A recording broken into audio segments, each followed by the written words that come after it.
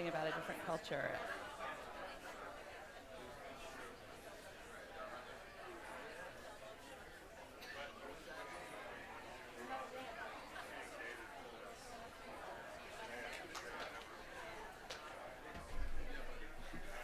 You guys good? Good. Ready? Ready, everyone? All right. Good evening, and welcome to the fourth session of the 2019 Champlain Institute. Let's silence those pesky phones. And thanks to our sponsors, the Fisher Charitable Foundation and the Compass Group, as well as the many members of the Champlain Society who make all the magic happen. On the Champlain Institute website, there's a survey posted, and we'd love to hear how things are going, what you'd like to see next year. Do you like our new tent? Can you find a parking spot? We're always interested in hearing how we can improve things, so please do, whether you only come to one session or all 11, let us know. Now let's get to it. In March of 2017, a media explosion was detonated by a painting in the Whitney Biennial. The artist, a white American woman named Dana Schutz. The painting, Open Casket. The subject, Emmett Till, the black 14-year-old boy who was lynched by two white men in Mississippi in 1955 and posthumously became an icon of the civil rights movement. Schutz is known for such stylized depictions of historic figures. As Calvin Trillin wrote in The New Yorker, Schutz's paintings, in which abstract and figurative images combine to tell enigmatic stories, sometimes carry veiled references to what's going on in the world. Sometimes not so veiled. Men's Retreat, made in 2005, shows blindfolded members of George Bush's cabinet pursuing strange outdoor activities. Poison Man, painted the same year, is an imagined portrait of the Ukrainian president, Viktor Yushchenko, who barely survived an assassination attempt in 2004. But neither of these paintings blew the internet up. Open Casket did. Why?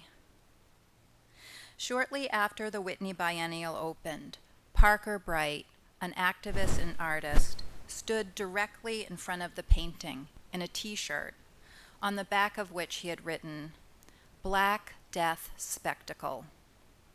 The image went viral. Protests grew inside and outside the Whitney, then inside and outside the art world. From Berlin, Hannah Black, a black identified biracial artist who hails from the UK, wrote, "It is not acceptable for a white person to transmute black suffering into profit and entertainment." Others wrote that artistic expression and freedom of speech is paramount. Cuban-American interdisciplinary artist Coco Fusco wrote, "Censorship, not the painting, must go." For months, the argument raged on in art sites, salons, in op-ed pieces, on stages like this one. If you Google Emmett Till, Dana Schutz, in 0.75 seconds, 63,000 results will be available for your viewing and reading pleasure. But though this happened only 2 years ago, in fact, this debate is not new, nor is the controversy confined to the visual arts. A highly polarized quarrel around ownership of subject and group membership also rages in other artistic forms, which brings us to this evening's discussion. Who gets to tell the story? Please join me in welcoming Julian Zugazogotia back to the stage. Julian will talk to our very special guests, Christina Baker Kline and Imbolo and Mbue, two award-winning novelists who wrangle with the questions in their work. Thank you.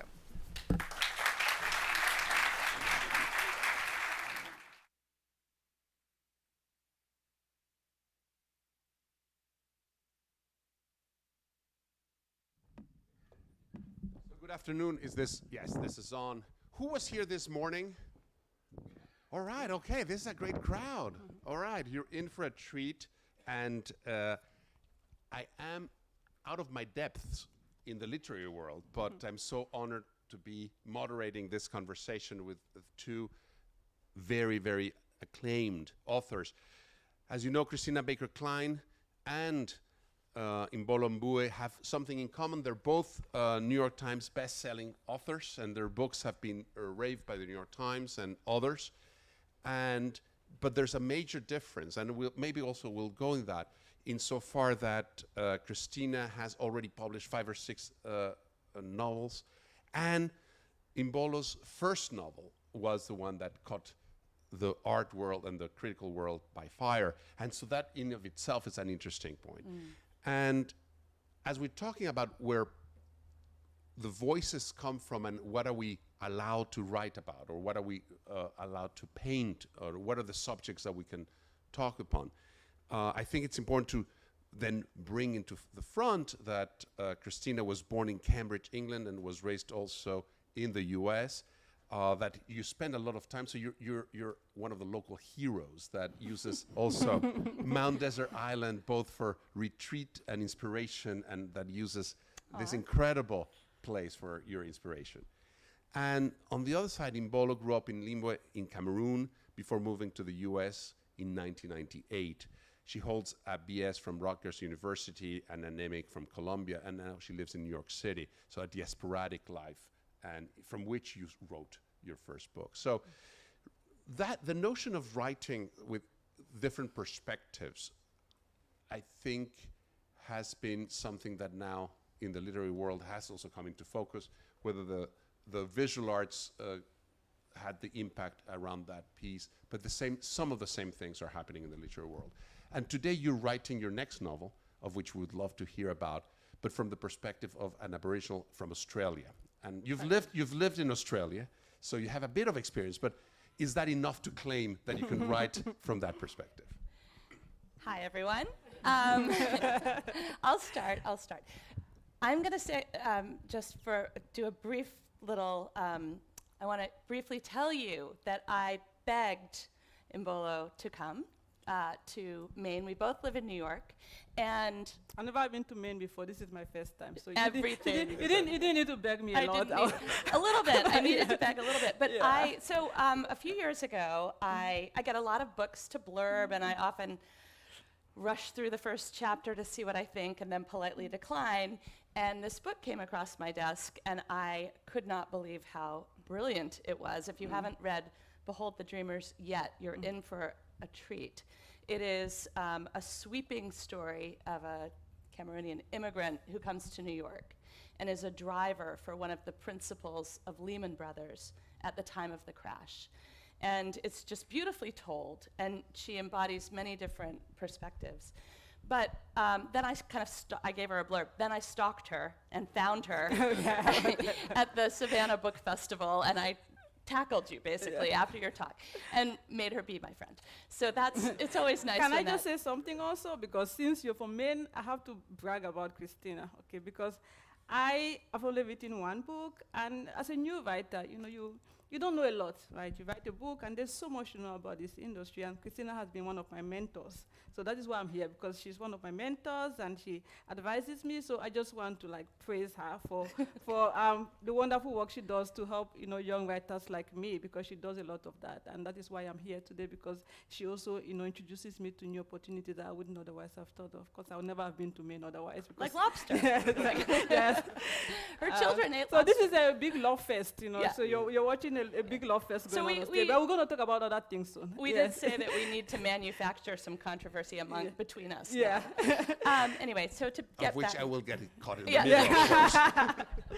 So to get back to the main point, I've never lived in Australia, but I spent 6 weeks as a Rotary Fellow in my 20s. My family, my father William Baker, many of you may know in the audience, is a historian, and he took the family to live in Australia for a year. I didn't get to visit, but my dad was obsessed at one point with a book called The Fatal Shore by Robert Hughes that some of you may have read. And I became obsessed with it as well, and that's why I applied for this Rotary Fellowship, and I went. And then between that experience in my 20s and today, I've taught in women's prisons. I wrote a book on feminism with my mother, and I found these different pieces of my life coalescing around the idea of the convict women who were essentially sent to Australia as sex slaves. They were swept off the streets of Great Britain and ended up populating Australia. And even though their lives were horrific, many of them, eventually, when they got out of prison, these kick-ass bitches turned the place around.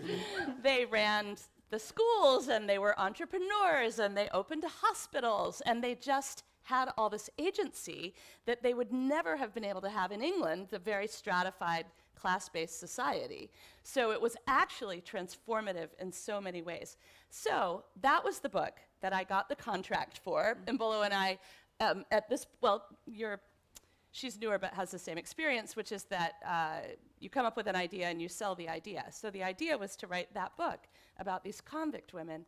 But as I began researching it, and I did a lot of research and went to Australia twice and read everything I could get my hands on and interviewed people, I realized that I couldn't tell this story of these women, which, as I say, was very intense, without telling the much more terrible story of what happened to the Aboriginal people, who were essentially exterminated. There was a shoot-to-kill policy at the time that these convict women were being brought over on repurposed slave ships. The Aboriginal people were being hunted and killed. And so I knew that this was very difficult, thorny material. And I wrote my novel, it's finished, but it's coming out next year, in the third person. So I wasn't writing from the perspective of an Aboriginal person. And my character is 8 to 11 years old, which I think makes my job a little bit easier also. I'm writing about a child's experience. And the third thing is that it's a real person. This girl existed, and I'm following the story of her, the contours of her story. It was essentially a terrible version of a Pygmalion story. Her parents were killed, and the Sir John and Lady Franklin saw the children dancing and said, let's take that beautiful girl and see if we can turn her into an English lady. And so they took her to the governor's mansion and dressed her in silks and taught her how to dance and taught her French, and then abandoned her when they went back to England when she was 13 years old, and she had to exist between two worlds.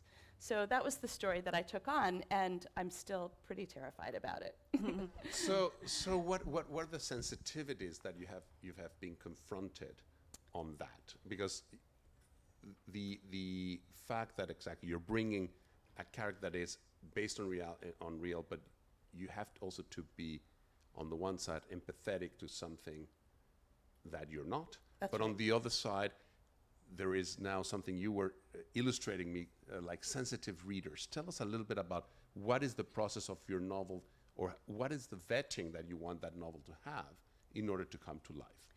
I'm going to answer quickly because I really want Imbolo to talk, and I don't want to hog the stage. But I'll just say quickly, some of you are writers in the audience and probably know this, but the publishing world is quite fraught around this subject. There's a lot of discussion, in my view, absolutely deservedly so. There should be.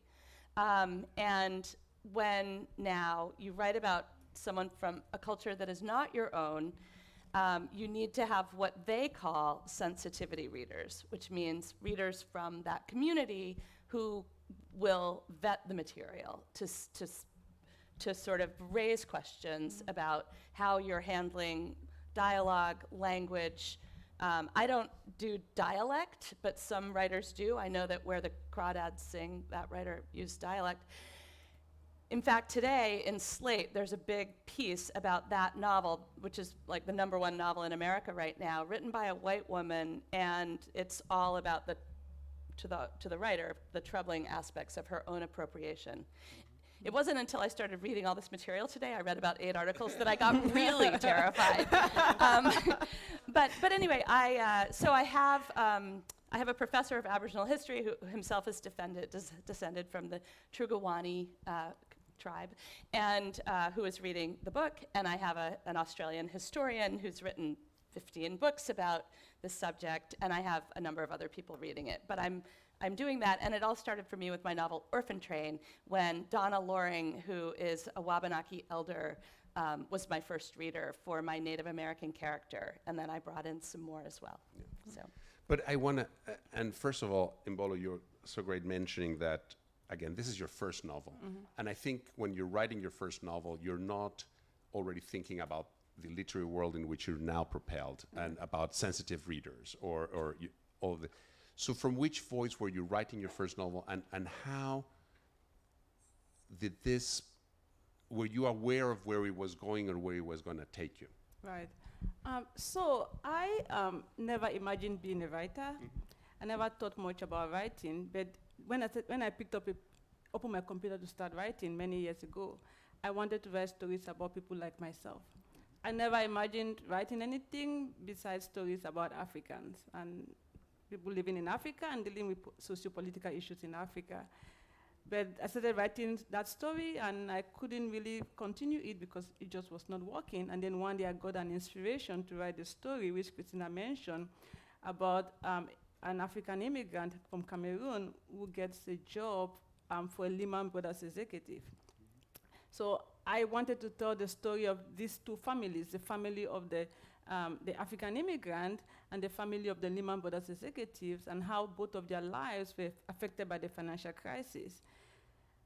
So the struggle with such a book is that I know a lot about one side, right? I'm an African immigrant. I used to live in Harlem. I could write about those people in my sleep. Now, what do I know about rich white people living in the Upper East Side? Nothing, so almost nothing. And so, which is where the issue comes from, like who gets to tell the story, because it is about empathy for me. It is hard to write about other people because we tend to be more empathetic towards people like ourselves. So when I was writing this book in the early drafts, I showered a lot of empathy on the Africans because I understood their struggles. They were like me, I know what it's like to live home. I know what it's like to be poor. I know what it's like to be a foreigner. And when I sent this book out to the publishing industry, it was rejected over and over because people could tell that I cared more about African people than I care about these rich white people. And so... and most probably the editors of the people reviewing it were on the other camp. Right, they're like, you don't like us. So that was my struggle. And I didn't know this back then, right? I thought, of course I can write about anybody. But when we talk about who gets to tell the story, for me, it was because people are more likely to tell their own stories with empathy. Not that you cannot, of course, write empathetically about other people, but my early drafts of the rich white people was very, very stereotypical. The rich woman, she just went to the spa and had Botox and whatever, and the rich man, he just, hung out and played golf or whatever, some kind of thing. There wasn't much depth to them because I did not know them. I did not think that their struggles were as valid as mine. And so it took me many years of writing and rewriting and recognizing that I was very judgmental towards these people. And so when I look back at this journey, I think that made me into a better writer because I was able to learn that lesson very early on, that I had to bring in the same level of empathy for every character. Even if I don't. How did you do it? Yeah. How are you getting that feedback also? So I looked at myself in the mirror, and I recognized my own shortcomings. I recognized that I don't like certain people. I look down on them. I think, I live in New York City. We don't exactly love Wall Street people so much there. And so there's this, when you hang around certain kind of people and they're negative about certain people, then you kind of use that. I had to let go of that and see this Wall Street executive as a human being, as a husband and a father and somebody who also has dreams.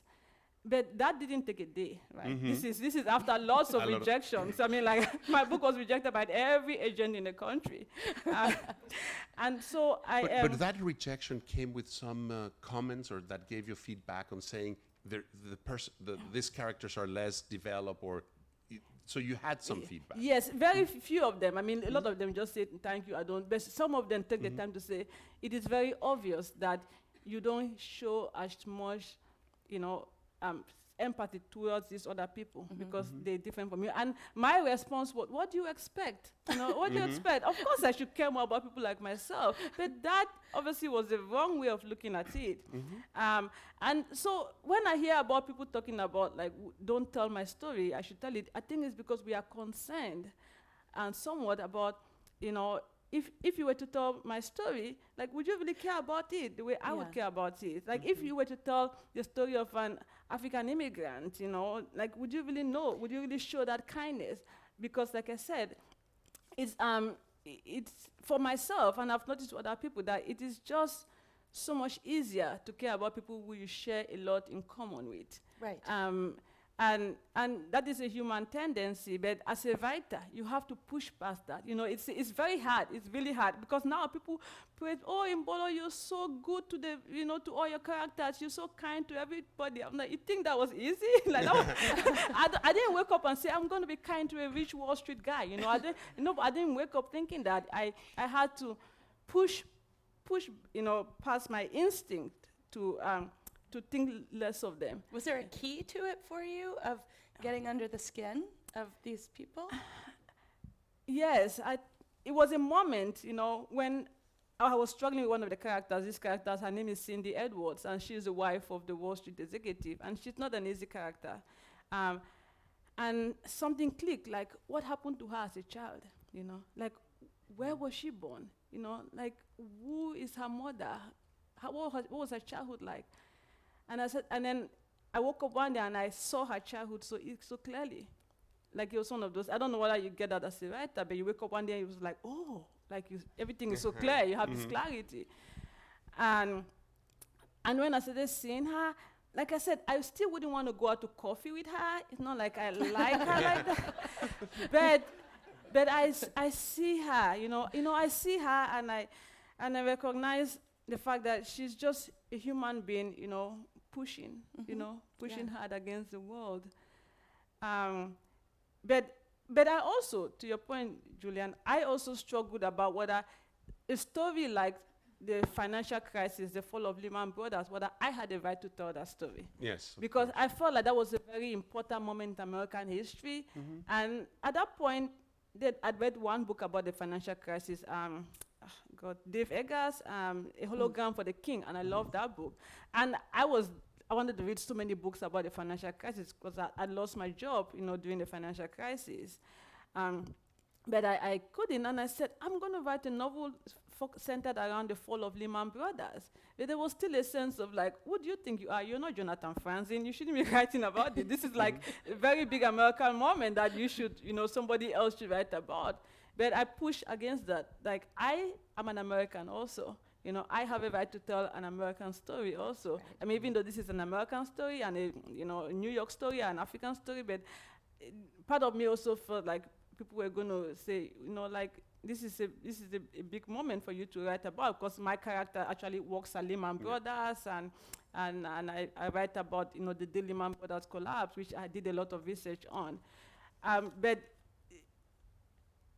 maybe I had to go through the phase where I gave myself permission that I can tell any story as long as I have empathy. I think that is a good segue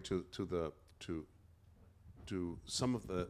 You have a quote from an author, and that I'd love you to read. But I think already, how many of you here are authors or have written a book?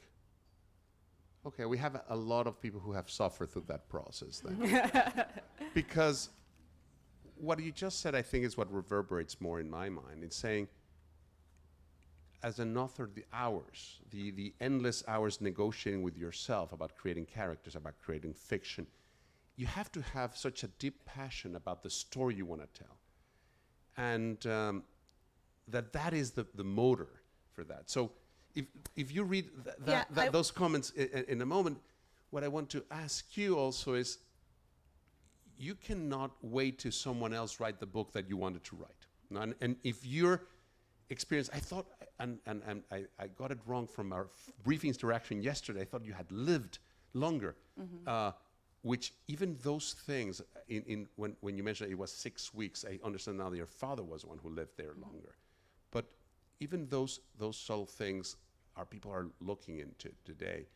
But regardless of the time you spend there, it is your story because you deemed that it was a story worth telling, and you're investing all of your heart and soul into that somehow. Yeah. I mean, so I would say first that passion, you have to be passionate about your story, but you don't necessarily develop the story until you're writing the story. In other words, you don't develop the passion until you're actually in it. So there's this push me, pull you process of believing in yourself enough to get to the point where your passion propels you forward, which is very hard. And that's one of the conundrums of writing and being a writer. And so several things that Imbolo said that I just want to hit home are, number one, resilience. My God, her resilience to submit to every agent in America and get rejected, and then take the little scrap that she got from several people and stand back and divorce her ego from the process and say, there is something here. I believe in my project, and yet I also am willing to listen to what this is telling me. And now she's this huge celebrated writer. I mean, but a lot of people stop at that point. A lot of people stop and get discouraged. Totally. And then the second thing is what you said about what this question is about, the claiming permission to tell the story. We're coming at it from different ends. I'm the white person. My permission feels much, giving yourself permission to tell a big story is like, yay, the world celebrates that. Do I have permission to talk about an Aboriginal girl? I don't know that I do. Do I think it's important to tell it? I absolutely do. I don't think I can write this book with the kind of integrity that I want it to have without telling that story, because it's a part of the whole story. And so for me, there are we were talking earlier in the green room about, I think you maybe are farther on the spectrum than I am about feeling that anybody should write anything. I have mixed feelings.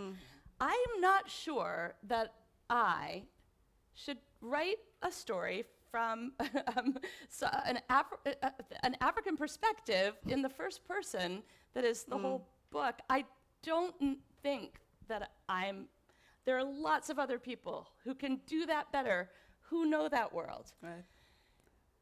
As a part of my book that is 80 pages out of 360 pages, and again, written in the third person, I feel that I can give this minor character voice and perspective in a way that adds depth to the story, and not only that, but is a very important part of the bigger story. So I felt I had to, but I'm not sure it's a good idea. Right. I'm not sure that it is. Yeah. So I completely agree with that, because I feel as if sometimes people expect writers to be able to do everything or say everything. And I'll give an example. I was speaking in Pittsburgh. I think 2 years ago I was speaking in Pittsburgh. And during the question and answer, a gentleman stands up and says, so Imbolo, I recently read in the New York Times, there was an article written by a black transgender woman. And she was talking about her experience of being black and transgender and living in New York City. So can you talk to us about what it's like to be black and transgender? So I don't know the first thing about what it means to be transgender, So I cannot write that story. Like, it's just not my place. Maybe he thought that because I am black, I can also know what it's like to be black and transgender. But it's very different, So I am very mindful of the fact that, that to your point, you just don't say things that you don't know. And that is the position which I find myself, because unlike Christina, who is very experienced and has been doing this for a very long time, this is my first book, and I find myself in a position where I'm being asked to say things that I don't really know. And I'd rather stick to, to what is true, what I know. Authentic. Authentic, yes. I think the authenticity part, and again, I might be more on the Coco Fusco side of the spectrum, is I'm against anything that would be censorship, or I would be against anyone saying what you can write or not write. Now, I think what we have, and maybe what you were also explaining, is like, I think we're coming to an age in a lot of self-awareness of boundaries, of where, and that makes what an authentic. I think what you described of the process in which you went through to rewrite some characters is so enlightening, because definitely it has to come from a place in which you as an author are the comfortable and make it, you're writing, whether it's a first person or third person, but you are embodying that. And I think that is what you said, you're opening to a greater empathy. So it is great that today we're respectful and that also we're allowing other voices, because before also was a system of the power of the publications system and everything that would allow only certain stories to be told. But it is true too that today authors have more agency in telling a wider thing, but we're looking for the authenticity of the voice. I think her novel comes across, when it hits your desk, I understand something's very special because it's that authentic. Right. And it's funny because I had the opposite experience from Imbolo. With Mathina, this character, this girl, I had such empathy for her, and I felt so protective of her story that it wasn't that I couldn't get it. It wasn't that I didn't feel it, but my editor said, I think you're being careful with her in a way that you're not with your white characters. And maybe she's not as nasty in some ways. Do you know what I mean? I mean, so it's a weird thing to sort of take in, that I am sort of protective of this character. And I think that's another issue that is really true and real and valid, which is that I don't know if white writers who have grown up in the bubble of their own invisible privilege really do understand what it is not to have it. And I think this is very important. And in publishing, publishing is going through a very interesting moment. I used to work as a manuscript editor, and one of the last manuscripts I got a few years ago was a white writer guy from the perspective of an African-American person. And I was just like, oh, God. Of course, it didn't get published. I am not surprised. And I said to him, like, really? Because publishers don't necessarily want to publish a first-person narration by a white male about from a black woman's perspective. Say what you will about empathy. I don't know. You know? I mean, I think that the problem and the reason why there's so much pushback, especially against whites writing as blacks, is because for so long, blacks were not allowed to tell their own stories. That's right. You know, for so long. I mean, if you look at, books about Africans from early on, it was white people telling some crazy old stories about African people. I mean, so now, and that is why there's, so much excitement about Africans writing right now, because, it's been happening for many years, not just now, but we are telling our own stories. And it makes a tremendous difference when people tell their own stories as opposed to somebody. I remember somebody said to me, about Behold the Dreamers. He said, oh, I'm so glad you actually from the town in the book. Some Peace Corps person went on Peace Corps and came back and thought they knew that town. But it's because, there's something to be said about everybody being given a chance, and there's still a lot of that still needs to be happen. More people need to be given opportunities to tell their stories. So even if, a white man could tell a great story about a disabled black woman, it's like, why don't we help that disabled black woman to find a way to tell her own story in some form? Yes. So that, that is also the bigger issue, the politics in publishing, and who the gatekeepers are, because it is a very, very, very wide industry as far as the gatekeepers.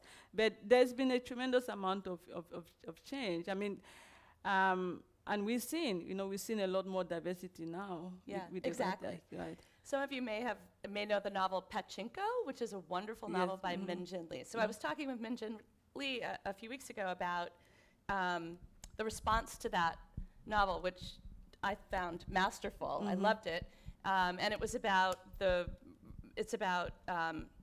Korean people in Japan and the discrimination against them. And she was saying that in the Asian community, she got a lot of pushback about it, actually. And so that in her own world, there was also a question of appropriation, even though she herself is Asian and Japanese, and but had very complicated responses to it. So I think it's kind of happening in all kinds of ways. Right. About who can tell the story. Which story is going to be told? Yeah. Yes. Yeah. Do we want to take some questions? That is. So, there's one question here, and we have 2 mics floating around, apparently. Or if Or not, you could just stand up. just stand out and say very loud the question, Well, and we'll there's a- repeat it for the video. There's a mic coming.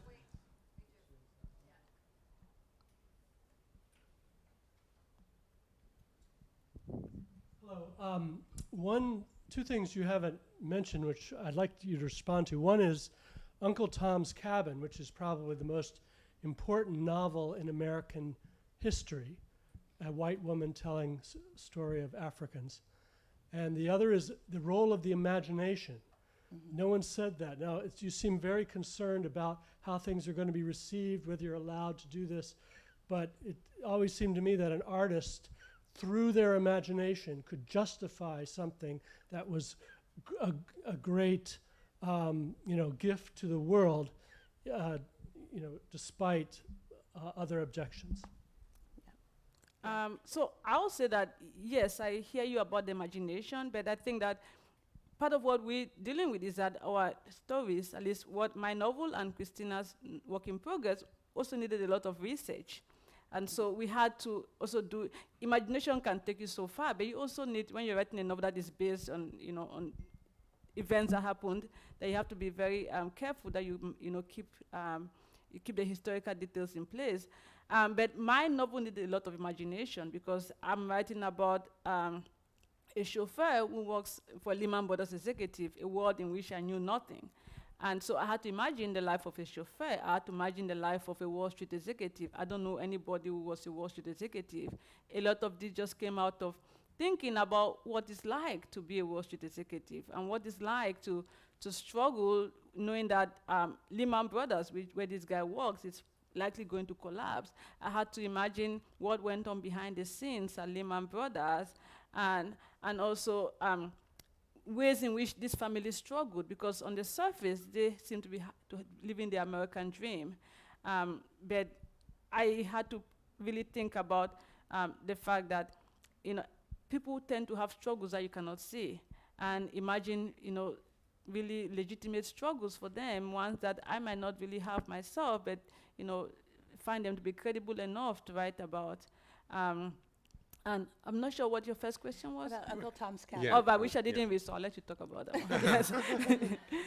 A book like Uncle Tom's Cabin and Huck Finn and Tom Sawyer and books written in the 19th century that have an element of race, or Faulkner, are important to read and also being revisited in all kinds of ways that are looking at assumptions that white writers have made about the people they write about, including, as I said earlier, dialect and representation, the way people are described physically, for example.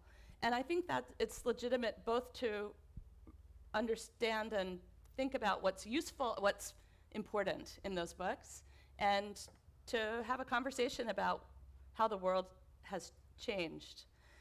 Speaking of how the world has changed, I think we're having this conversation, not to be whatever, political, but in the context of Trump and his grotesque representation of people who don't look like him.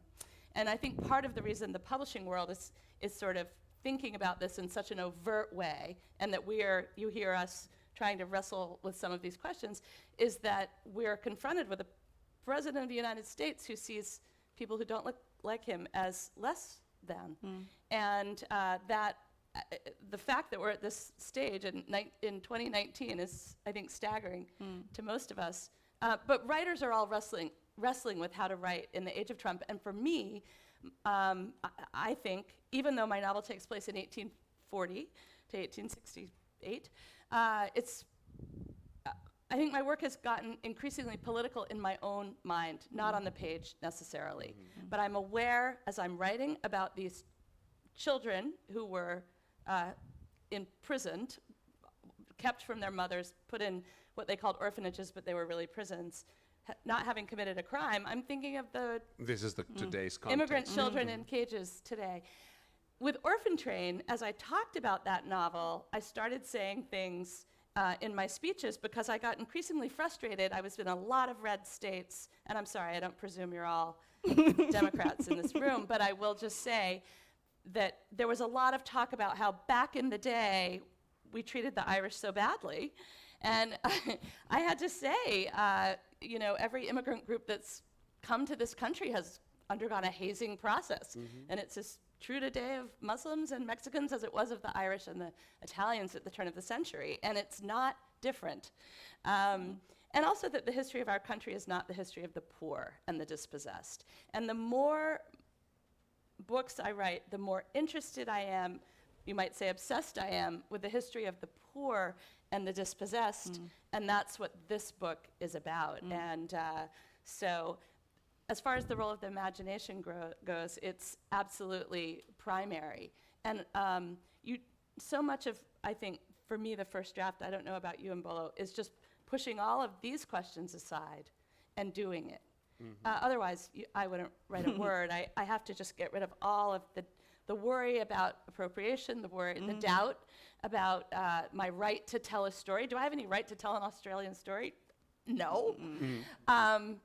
So the only right I have, and this is a very slim thread, is that like the characters in Orphan Train, I am actually English, Irish, and Scottish. So those people who ended up on the convict ships, those are my people. I feel I have a right to do that. But and then I've branched beyond it. So.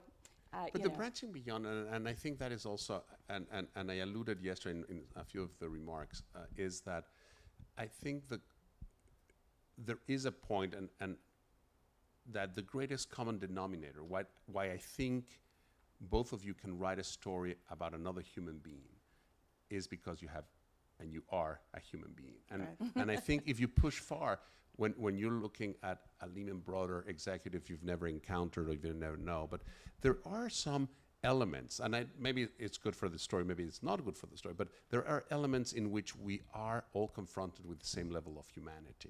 Our strive to succeed, our strive to have our children grow in a better world than we encounter, our strive. And those are human emotions that I think is your raw material for every day. And that's why, again, from my perspective, it's like, that is what you're shaping. Now, from which perspective and to what ends is then all of the others. But even, and I don't mean to, even the most well-meaning and well-received for a time productions, like, for example, Green Book, that won the Academy Award this year, and The Help, Catherine Stockett, a novel that also became a movie, both of those were very well received at first. And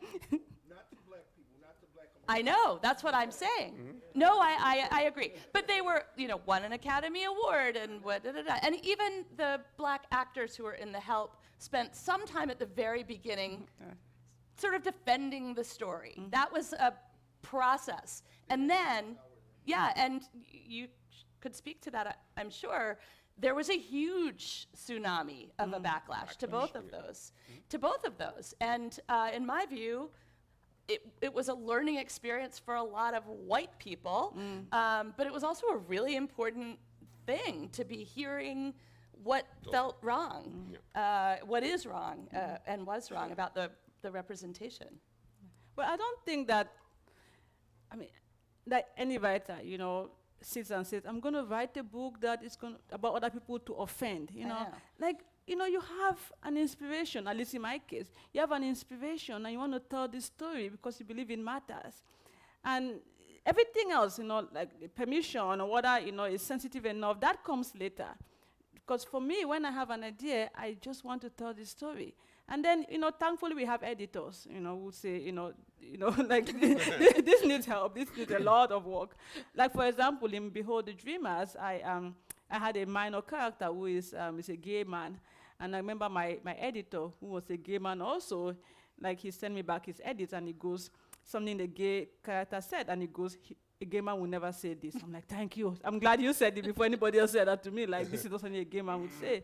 But, you have that. But I think that sometimes we're a little too harsh on people who, yes, they might do it the wrong way, but I think the intention also matters. The intention that, somebody wanted to tell a story. And yes, obviously, there's money involved and people want to make money sometimes, but there are many, many people who just had an intention to share a story that they believe had not been told, and they wanted to tell it. And it just so happened in my case that I had the opposite situation, because the kind of people that I depicted in Behold the Dreamers, who are not like me, i.e. wealthy, Upper East Side, Wall Street Manhattanites, they love how I portrayed them.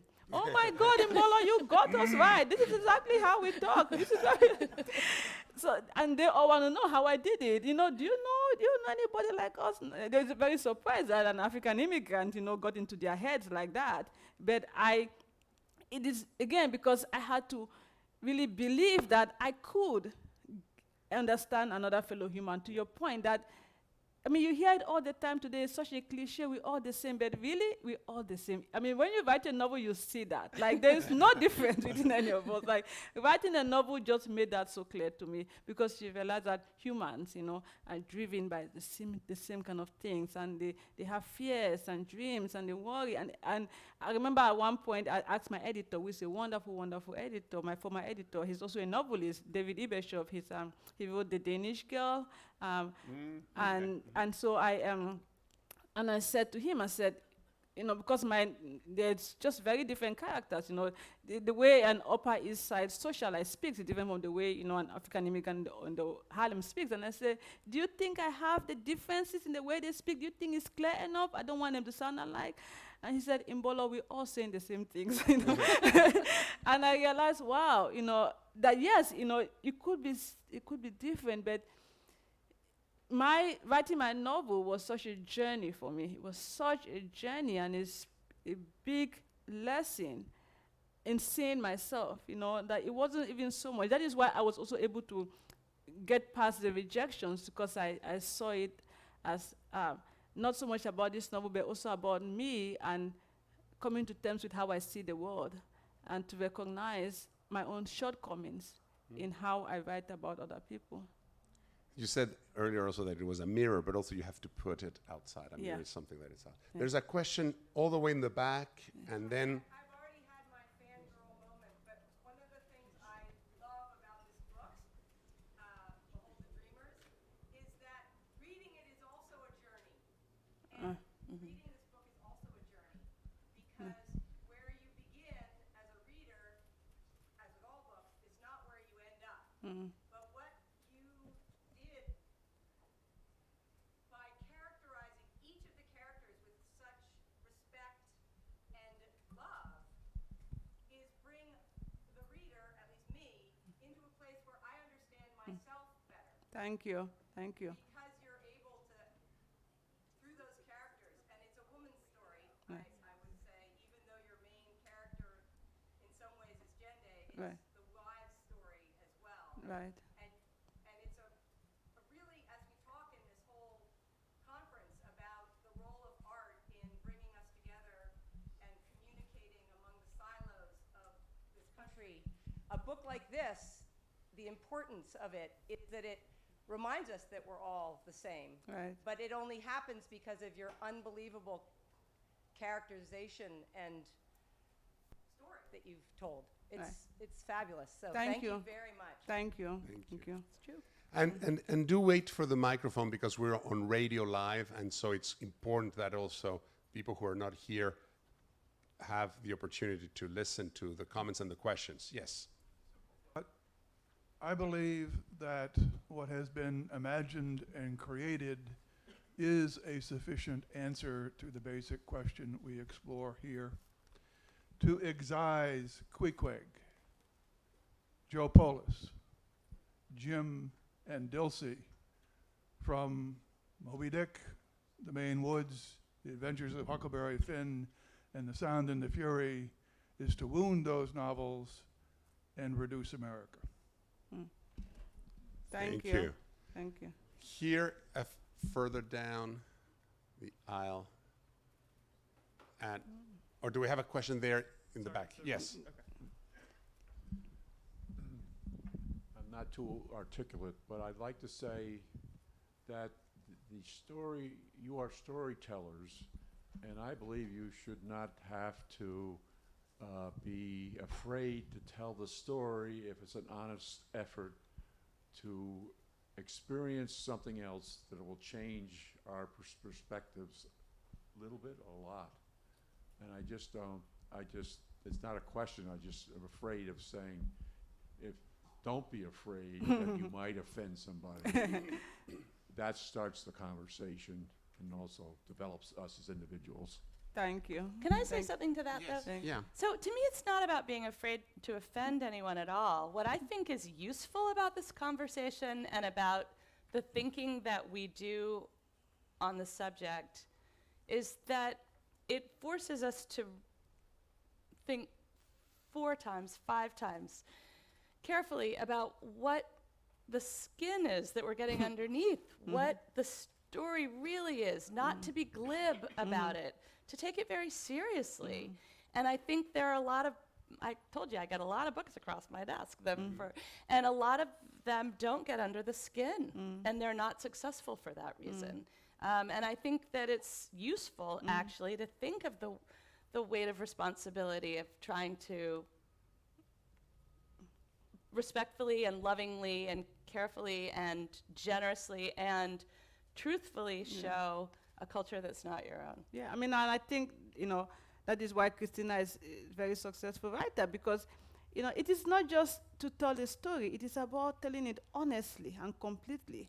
And that takes a lot of work. I mean, it is an ugly process for me. I don't know It's about so ugly. writing a novel. It is ugly. Like, I mean, somebody said to me, would you like your child be a writer? I'm like, I hope not. Oh. A novelist, because it is, so I'm just about finished writing my second novel, but to really go into everything, and because a novel is made up of 1 million little pieces that all have to come together. Yeah. And if 1 or 2 pieces don't come together, you will tell. You can tell. The readers can tell. So it is not about being afraid. It's that you feel like you have been given this incredible, responsibility, and you have to, be accountable and tell it and do justice to it. And that is what happened with me with Behold the Dreamers, and with you also with your books, is that if I did not, like the very kind lady said, if I did not go through that process and put myself through that process, Behold the Dreamers would not be what it is. And I wasn't driven by fear. I didn't have any readers to worry about. I had no audience. I'd never published anything. So it wasn't like I was worrying about, like, what will my fans like it? No, I had none of that. But it was important to me that I do an excellent job, because this story, was not so much my story. Many people had told me their stories and struggles of being immigrants, of being working class Americans, of struggling during the financial crisis. And I had so many different inspirations and ideas, and I had to put it together and write this story. And that, there's some stories in there were not mine, they were other people's story, and I was mindful that I had to tell the story right. Like, like, this is not my story, but I've been given this honor to tell the story, and I cannot just, play with it. And that is what we feel, you know, is the responsibility. And that whether or not the right, because even if readers don't love your book, which happens sometimes, you can spend 1 million years and write a great book and nobody likes it, you know. But at least you know that you gave everything and that you were true to the story, the authenticity. Totally, totally. Yeah.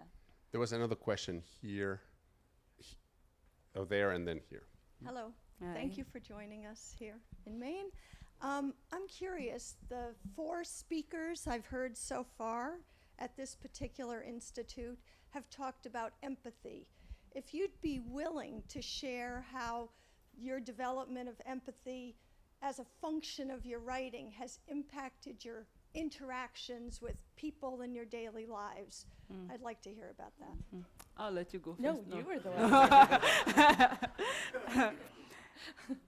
one. So yes, I think that I no longer just see people like that. I know that there's a lot more behind, more than what I see. Because what you learn and we hear every day, everybody has a story. Everybody has a story. You may not like the story, you may not care to hear it, but they have a story. So the thing that I'm very mindful is that even when I meet people who are not nice to me, and even now that I'm a writer, I'm still a black woman, I'm still an immigrant, I still have an accent, so I still get my share of people who don't treat me very nicely. But I push myself to recognize that even they have a story, because that is what helped me to become, to write the book that I did. And how do you get there? How do you get to that place of knowing people's stories? It's only one way for me, questions. You ask people questions. You ask them, you know. Maybe some people don't want to tell you, but a simple question, like, how are you, or where are you from? Even though, where are you from, I don't love that question so much, because I get, but just a simple question about somebody, and that makes a connection. And I think that is what is happening today in this country, is that we're just not curious enough about each other. You know, there's just not enough curiosity. And I am a much more curious person right now about my fellow humans, because I recognize that, you know, even if I don't like you, you have a story. Yeah. I'm not sure for me which came first. I mean, I think I was just a sensitive child. I've always sort of existed in the gray area in my own head. I find it hard to write op-eds. I get asked to write op-eds sometimes, and I'm like, I'm not sure how I feel. I feel that I'm in the, I can understand that perspective and this perspective, and I have fairly strong feelings about Trump, as you know, but other than that. But I think that I sort of brought that to it. I was just thinking, though, as you were talking about looking behind, looking at people in a different way. For me, we're teaching in a women's prison. I taught in the only all-female women's prison in New Jersey. It's called the Clinton Correctional Facility, and it has 700 inmates. 300 of them are in maximum security, and I taught in supermax, the lifers, the people who were never leaving. And it changed my life teaching in this place, because it actually was almost like the tool that I brought was almost too strong. You know, there's that quote, Mariel Rukeyser said, if one woman were to tell the truth about her life, the world would split open. And I was having these women write memoir and poetry and memoir about their lives, and no one had asked a lot of them for their stories. And so they just, once they started, they couldn't stop telling their stories. And the depth and breadth of those life experiences, and the difference between what I experienced the first day when I came in and what I recognized on the last day. And I'll just say this because it was such a shocking thing. Here I am teaching these women who are never getting out of prison, and in between my last 2 sessions, I was diagnosed with cancer, and I was starting chemotherapy right away. And I couldn't, and I'm fine now, but I couldn't go back. I said, I have to go back and say goodbye to them. I can't just not go say anything. So I went back, and I just said, you know, this happened to me. I hope to be back, but I can't do it now. And they burst into tears and said, oh, well, we have it bad, but that's way worse. Like, they felt so sorry for me. That's when I got really worried about my about living. But they were so filled with empathy, with care, with love, and again, this is why I wrote this novel about these Australian women, these convicts, because I felt I really understood something I'd never understood before. You had that experience, that moment of openness. I think going back also to something you said, Imbolo, it was the fact that people sometimes close themselves, and I think empathy, to go back, is beginning with accepting our vulnerability in opening ourselves to someone else. How many times have you been in outdoors? You cross paths with someone which you would want to exchange something, and he's like, no. You're afraid of saying something, even hello. That openness, just opening to the vulnerability of someone dicing you, or chances are you'll encounter more response. But you have to let go, and that is the beginning of empathy. Yes, I believe. yes, Just bridging that. Yeah, I mean, you just have to be curious about the world around you. Yeah. You know, about your fellow humans, your next door neighbor, the guy next to you in the train. You know, and now that we all have smartphones, we all like this. You know, it's so hard to notice people. But there's, I've just noticed that maybe people like to talk to me, but that I do tend to like learn more about people now because I develop this openness to the world around me, and that makes me even better at my writing, even though my next book is very different from Behold the Dreamers, but I never stop learning about humans and about the human condition. There was another question here. Mbola, my question. Mbola, my question is: when you were talking about your drive to write your stories, you spoke of how important that particular story was to you. But I would love to know what in the world was it that got you to decide that what you would write about was Lehman Brothers executives? Where's that coming from? Yeah, I wouldn't have chosen that subject myself. So I lost my job during the financial crisis, or I guess somewhere in the middle, 2009. What did you do? I was working for a media company and in marketing, and so let me go back a bit if we have time. So I used to, I wanted to become an academic. I wanted to get a PhD and become a college professor. So I went to Columbia, a teacher's college, where I got a master's, and then my plan was to go to a PhD program, and I got into a wonderful PhD program with full scholarship and everything. And then I kind of chickened out for many reasons. I didn't want to move to California, so I decided to stay and work at this marketing company. But then this financial crisis happened, and I lost my marketing job, and then my PhD offer was gone because I turned it down, so I had no job and no PhD. And in the midst of this unemployment, I couldn't find a new job. One day, I was walking down the street in Midtown, and I saw chauffeurs on the street corner in Midtown Manhattan, and the chauffeurs were waiting for men, seemed like executives. They were wearing suits. They came into the car, and then the chauffeurs drove them away, and I thought, this is rather interesting. You know, who has chauffeurs? I don't know anybody who has chauffeurs. What is it like to have a chauffeur? Because I love to have a chauffeur.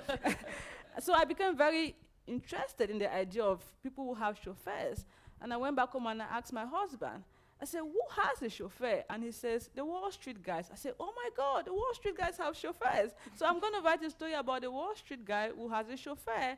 And because the chauffeurs looked like they were Africans, I made the chauffeur African immigrant. And I remember specifically going on Google and Googling job description for a family chauffeur because I didn't know anything about it. And I Googled and I saw the salary, and that is when it came together, What about if I write a story about two families, the family of a chauffeur and the family of an executive during the financial crisis? And that is how that came about. But I would never, it was just one of those lightning strike moments where you're walking down the street and you see something, you're like, I have to tell this story. And that is why I wrote the story. Well, now, the path to writing a successful novel is not as, it's the most improbable one. You lose your job, you lose your offer to get a PhD, and all of a sudden here you come with a novel. That is fabulous. And now I'm sitting at COA, sitting next to Julian and Christina. That is how it worked out. It's amazing. Thank you. We have time, I think, for one more question. So. All I wanted to say was art is the medium. I didn't want to put out when I said white people. I just want to put art is the medium to explore everything, no matter who you are, no matter what color. I just wanted to put out, and that's what I love about art, because of art is where you explore the ideas that you might not be able to explore in real life. So that's the whole thing for me. I just wanted to say that. Yeah. Well, I think those are great words to end. I think, again, artists are expanding our universe.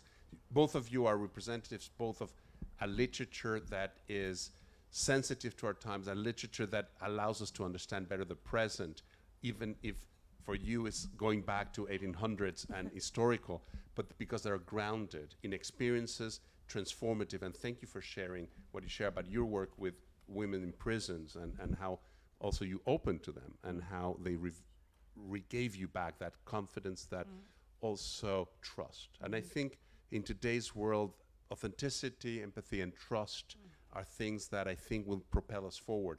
As difficult as the time might feel or seem to some of us today, also we have to recognize that a panel like this is a tribute to the thing that we're moving still forward. So again, what an honor to be with each of you. Thank you very much. Thank you, Jimmy.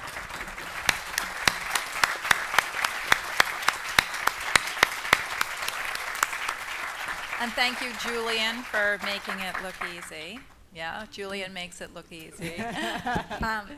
Tomorrow morning, 9:30, we will have Sheila Canby speaking about can art change minds with our own Catherine Klinger, the Allen Stone Chair in the Visual Arts. And at 11, shortly thereafter, we'll have Sam Sifton, and we'll re-meet Kat Collins to talk about diplomacy and dissent over the dinner table. Please join us for a reception in the Davis House, and we'll see you then. And are we signing books? We're signing books. Of course we are. Yes.